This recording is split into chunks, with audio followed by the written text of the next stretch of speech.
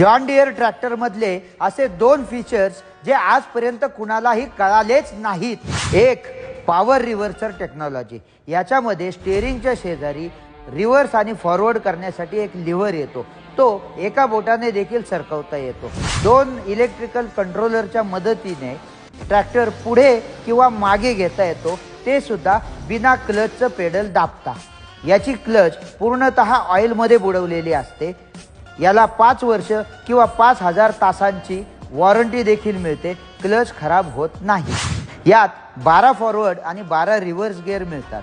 Ginning, crusher सारख्या applications मध्ये जिथं लोडर चालवायचा असतो त्यामध्ये साधारणतः सर्व कंपन्यांचं क्लचचं काम 500 तासाच्या आसपास निघतं। 5000 तासांच्या हिशोबाने 10 वेळा तुमचं क्लचचं काम निघू शकतं आणि प्रत्येक वेळेस कमीत कमी 3 ते 4 तास ट्रॅक्टर उभा राहू शकतो। तर असं साधारणतः तुमचं 1 ते 1.5 लाखाचं नुकसान होऊ शकतं।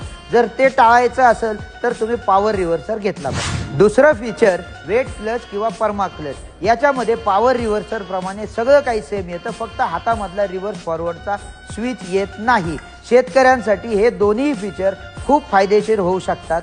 म्हणून माहिती जर आवडली असेल पेजला फॉलो करा आणि इतरांनाही शेअर करा।